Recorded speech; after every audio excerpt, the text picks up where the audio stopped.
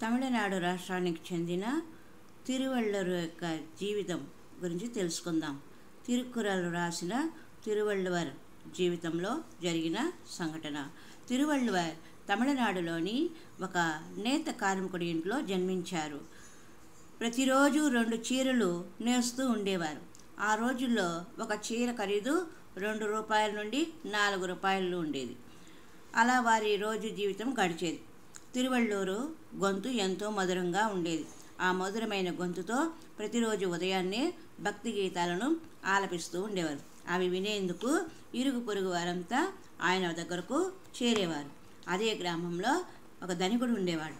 లోకులంతా తిరువళ్ళువరిని గౌరవించడం, ఆదరించడం చూసి అతనికి ఈర్ష్యగా ఉండేది.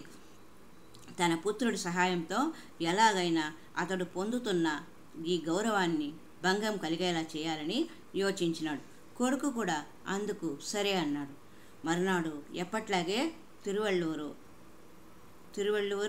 చీరలు అమ్మేందుకు బయలుదేరుతుండగా ధనికుడు కొడుకు అతడికి ఎదురుగా వెళ్ళి, మీరు ఎక్కడికి వెళ్తున్నారు అని అడిగాడు. నేను బట్టలు అమ్మేందుకు వెళ్తున్నాను అని చెప్పాడు తిరువళ్ళువర్. ఏం బట్టలు? ఈ చీరలు. ఒక చీర ఖరీదెంత అన్నాడు ధనికుడి కొడుకు. ₹2. నాకు ఒక చీర ఇవ్వు. తిరువళ్ళువర్ ఒక చీర ఇచ్చాడు.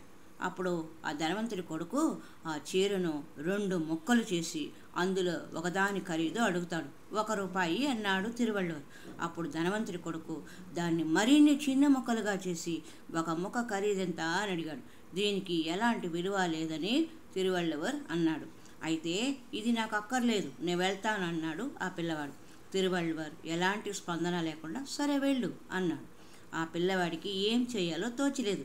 అతడు కోప్పడి తనని తిడితే అతడిని హేళన చేసి ఆ విషయం అందరికీ చెప్పి అతడి ప్రతిష్టకి, మంచి పేరుకి భంగం కలిగించాలన్న అతడి పథకము పనిచేయలేదు. తిరువళ్ళువర్ చాలా ప్రశాంతంగా ఉన్నారు. ఎందుకనో ఆ అబ్బాయికి బాధ కలిగింది. తన ప్రవర్తనకి పశ్చాత్తాపపడుతూ జేబులో నుండి ₹2 తీసి ఇవ్వబోయాడు. తిరువళ్ళువరు ఎందుకు డబ్బులు ఇస్తున్నావు అని అడిగాడు. ఇది చీర ఖరీదు అని చెప్పాడు. మీరు చీర తీసుకోలేదు కదా, నేను ఎందుకు డబ్బులు తీసుకోవాలి అని అడిగాడు. నేను చీరను చించేశాను కదా అన్నాడు. చించినందుకు ₹2 ఇవ్వాలని నేను అనలేదే అన్నారు తిరువళ్ళువర్. ఆ అబ్బాయి ఏడ్చాడు. డబ్బులు తీసుకోమని ఏడుస్తూ ప్రార్థించాడు.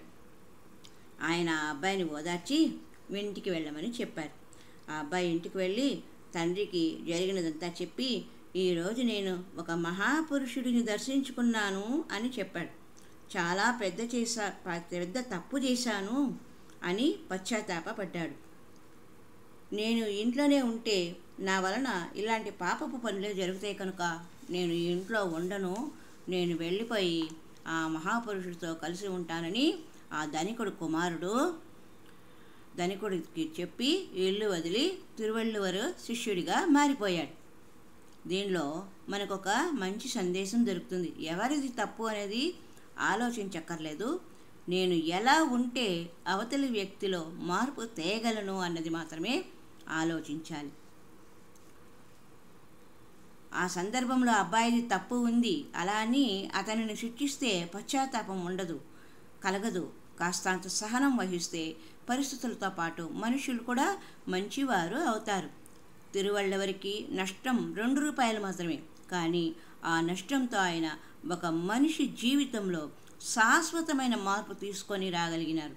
అరిషడ్వర్గాలతో కూడిన మాయలో మనిషి జన్మిస్తాడు. కానీ వాటికి తన లోపలే చోటిస్తే చాలా నష్టం జరుగుతుంది. వాటి బారిన పడకుండా ఉండడమే సంస్కారం. పడవ నీళ్ళలో ఉంటుంది, కానీ నీళ్లను పడవలోనికి రానియదు. మనం కూడా అలాగే పడవలాగా సంసారంలో ఉన్నప్పటికీ మనలో దుష్టగుణాలను, చెడు భావనలను లోపలికి రానియకుండా జాగ్రత్త పడాలి అని తెలుసుకోవాలి. హరి ఓం తత్సత్.